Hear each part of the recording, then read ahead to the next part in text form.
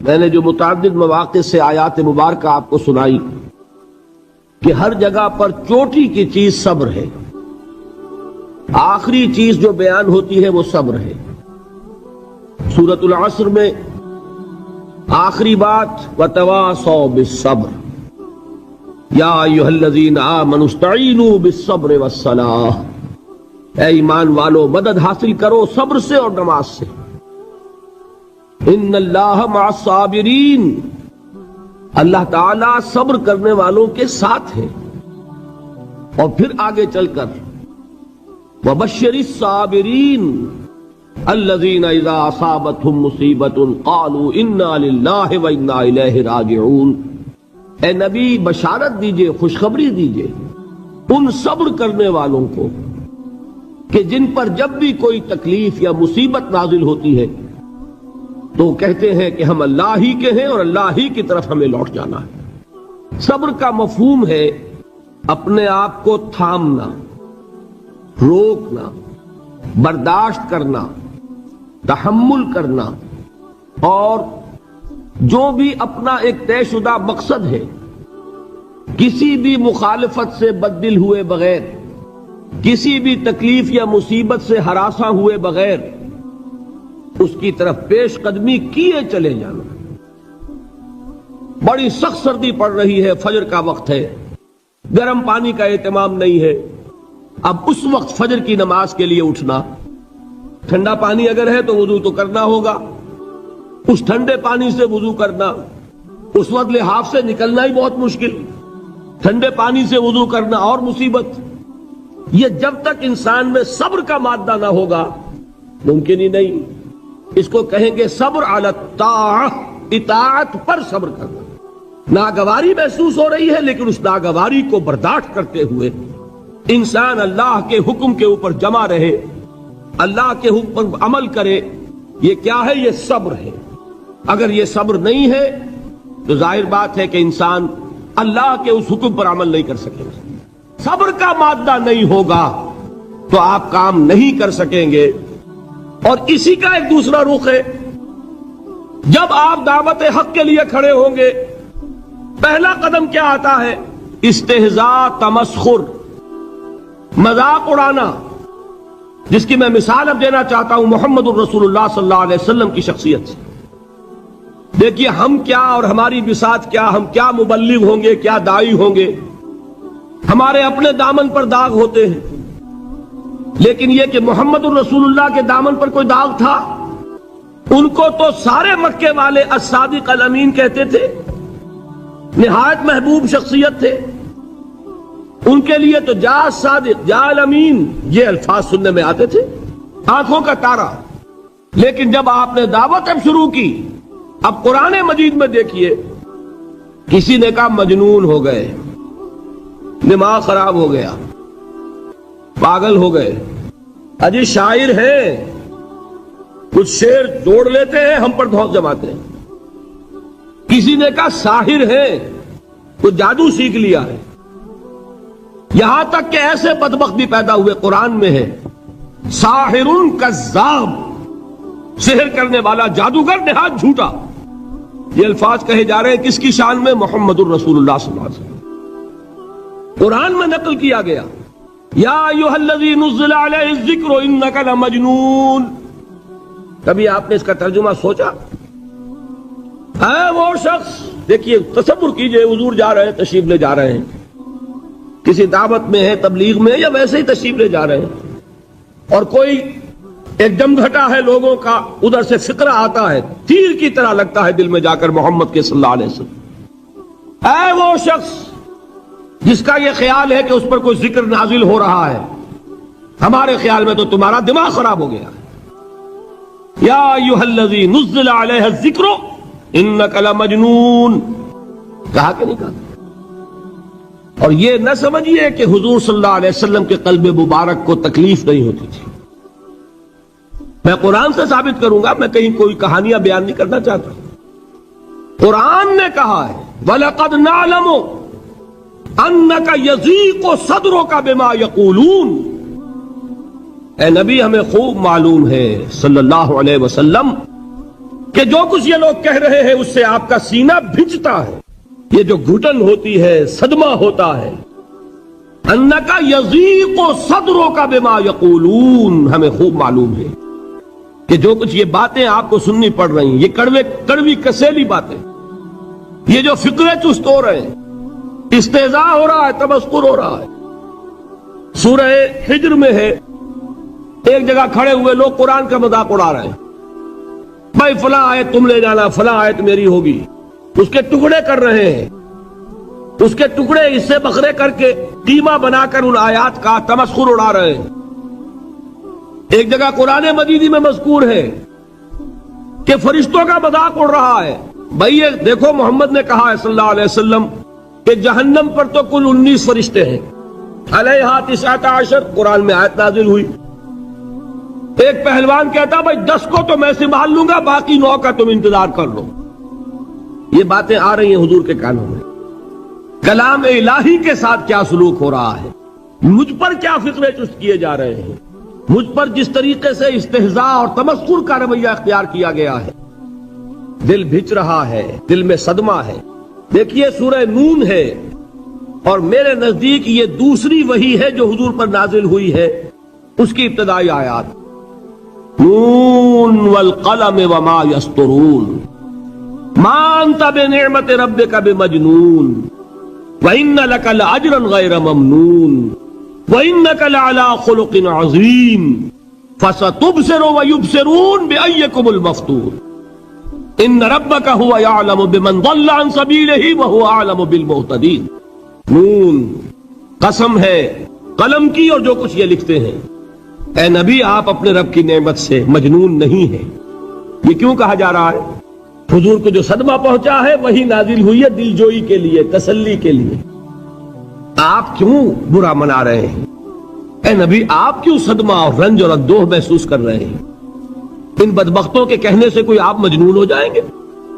مانتا بے نعمت رب کا بھی مجنون وَإِنَّ لَكَ لَأَجْرًا غَيْرَ مَمْنُونٍ. آپ کو جو یہ صبر کرنا پڑ رہا ہے، آپ کو جو یہ جھیلنا پڑ رہا ہے، اس کی وجہ سے آپ کو وہ اجر ملے گا جس کا سلسلہ کبھی منقطع نہیں ہوگا. وَإِنَّكَ لَعَلَىٰ خُلُقٍ عَظِيمٍ. اور اے نبی آپ تو خلق عظیم کے حامل ہیں. آپ کا اخلاق، آپ کا کردار، آپ کی سیرت، آپ کی شخصیت میں طہارت، نفاست، پاکیزگی، آج تک دنیا نے کوئی پاگل، کوئی مجنون ایسا بھی دیکھا؟ یہ ساری باتیں اللہ تعالیٰ حضور کی دلجوئی کے لیے فرما رہے ہیں. اس سے آپ اندازہ کیجئے کہ کتنا صدمہ ہوتا ہوگا. یہی ہے، اس ساری چیز کو جمع کیجئے تو یہ چیز کیا ہے؟ وَاصْبِرْ عَلَىٰ مَا يَقُولُونَ وَاهْجُرْهُمْ هَجْرًا جَمِيلًا. صبر کرو اے نبی، صبر کرو اے محمد صلی اللہ علیہ وسلم، جھیلو اور برداشت کرو اس پر جو یہ کہہ رہے ہیں. یریدون لیطفئوا نور اللہ بافواہہم. یہ چاہتے ہیں کہ اللہ کے نور کو اپنے منہ سے بجھا دیں، پھونکے مار کے ہی بس. نور خدا ہے کفر کی حرکت پہ خندہ زن، پھونکوں سے یہ چراغ بجھایا نہ جائے گا. یریدون لیطفئوا نور اللہ بافواہہم واللہ متم نورہ ولو کرہ الکافرون. یہ چاہتے ہیں کہ اپنے منہ کی پھونکوں سے اللہ کے نور کو بجھا دیں، حالانکہ اللہ تعالیٰ تو اپنے نور کا اتمام فرما کر رہے گا، خواہ ان کافروں کو کتنا ہی ناگوار ہو. اس کی ترجمانی ہے نور خدا ہے کفر کی حرکت پہ خندہ زن، پھونکوں سے یہ چراغ بجھایا نہ جائے گا. یہی وجہ ہے دیکھیے مکی صورتوں میں خود نبی اکرم صلی اللہ علیہ وسلم کو اتنے مختلف پیرایوں میں صبر کا حکم دیا گیا. کچھ مثالیں میں دے چکا ہوں. وَلِرَبِّكَ فَاصْبِرْ، اسی طریقے سے وَاصْبِرْ كَمَا صَبَرَ أُولُو الْعَزْمِ مِنَ الرُّسُلِ. اے نبی صبر کیجئے جیسے کہ صبر کیا ہمارے اولو العزم رسولوں نے. وَاصْبِرْ وَمَا صَبْرُكَ إِلَّا بِاللَّهِ. اے نبی صبر کیجئے اور آپ کا صبر تو اللہ ہی کے سہارے ہے. وَاصْبِرْ لِحُكْمِ رَبِّكَ. یہ سورہ نون جس کی ابتدائی آیات میں نے آپ کو سنائی، نون والقلم وما یسطرون ما انت بنعمت ربک بمجنون. اس کا اختتام کیا ہوتا ہے؟ وَاصْبِرْ لِحُكْمِ رَبِّكَ وَلَا تَكُنْ كَصَاحِبِ الْحُوتِ إِذْ نَادَىٰ وَهُوَ مَكْظُومٌ. اے نبی صبر کیجئے اپنے رب کے فیصلے کا، انتظار کیجئے اور اس مچھلی والے کے مانند نہ ہو جائیے۔ مچھلی والا کون؟ حضرت یونس علیہ الصلوۃ والسلام۔ مچھلی والے نے اپنے دینی حمیت اور غیرت جو تھی اس کی وجہ سے اللہ کے حکم کا انتظار نہیں کیا، اپنی قوم کو چھوڑ کر چل دیے۔ نبی کا، رسول کا یہ معاملہ ہوتا ہے، جیسے کہ آپ کو معلوم ہے کوئی افسر ہے کسی حکومت کا، وہ اپنی پلیس آف ڈیوٹی کو نہیں چھوڑ سکتا، he must stick to his place of duty. بڑے افسرز کے لیے تو یہ بہت بہت اہم بات ہے۔ تو اے رسول، جہاں آپ کو ہم نے تعینات کیا ہے آپ وہاں سے ہل نہیں سکتے کہ ذرا مخالفت ہوئی، لوگوں نے فقرے چست کیے اور آپ کہیں اور چل دیے، دفع ہوئیے، یہ بات نہیں سننا چاہتے میں کسی اور کو سناؤں گا، ہو سکتا ہے نا؟ ہم تو کرتے ہیں نا یہ، اس لیے کہ ہمیں تو اللہ نے کہیں تعینات تو نہیں کیا نا۔ اگر ایک جگہ کے لوگ بات نہیں سنتے، چلو بھائی ہم کہیں اور جائیں گے، وہاں بات سنائیں گے۔ لیکن رسول کا معاملہ ہوتا ہے جو اس کی پلیس آف اپوائنٹمنٹ ہے، he can not leave his place without the express permission of Allah سبحانہ و تعالی۔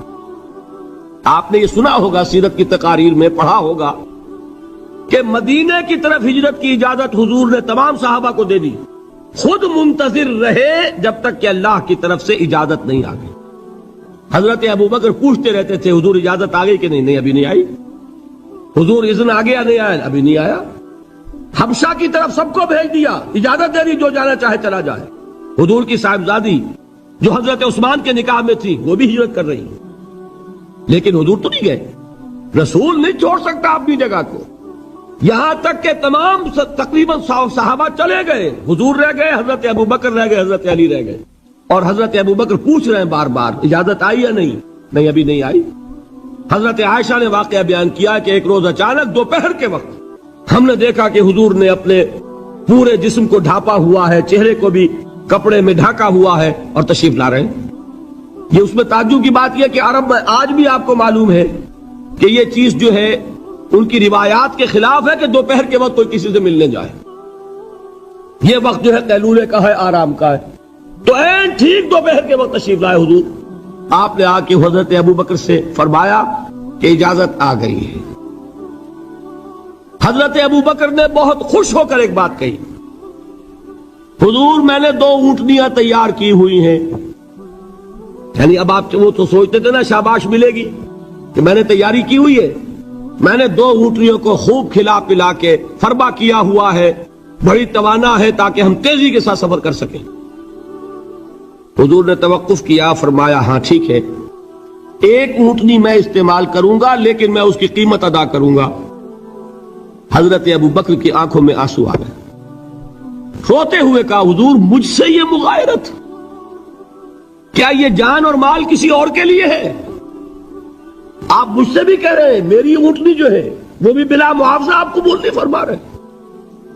یہ ہے محمد الرسول اللہ کی غیرت اور حمیت کا بات۔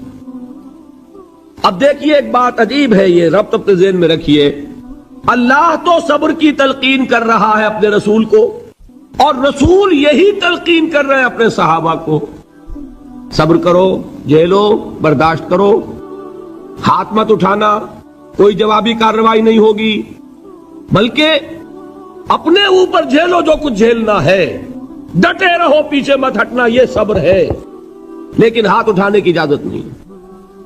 چنانچہ اب ذرا چشم تصور سے دیکھیے، ابو جہل اس نے جو بدترین روش اختیار کی، وہ ایک خاندان تھا حضرت یاسر، ان کی اہلیہ حضرت سمیہ، اور ان کے فرزند حضرت عمار رضی اللہ تعالی عنہم۔ یہ غلام نہیں تھے، حضرت سمیہ تو کنیز تھیں لیکن یاسر غلام نہیں تھے۔ ان کی کہانی یہ ہے، واقعہ یہ ہے کہ یہ بہت نیک آدمی تھے یاسر، یمن کے باشندے۔ انہیں کو خواب میں بشارت ہوئی کہ نبی کا ظہور ہونے والا ہے مکے میں، جاؤ شاید ان کے قدموں تک پہنچ جاؤ۔ یہ یمن سے ترک وطن کر کے مکے آ گئے۔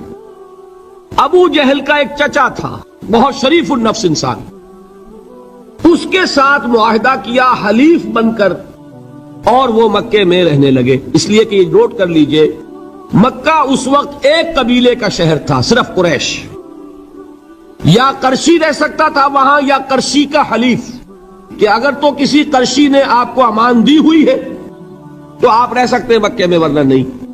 یا تیسرے قرشی کا غلام، غلام تو ملکیت ہی ہے اس کی، جیسے بھیڑ بکری ہے کسی قرشی کی، اسی طرح اس کے غلام ہے. یہ تین کیٹیگریز تھی انسانوں کی مکے میں. اسی کو نوٹ کیجئے کہ جو بیچارے غلام تھے وہ سب سے زیادہ ستائے گئے، اس لیے کہ غلاموں کے تو حقوق ہی کوئی نہیں تھے. بلال غلام تھے، ابو فقی غلام تھے، زنیرہ ایک کنیز تھی.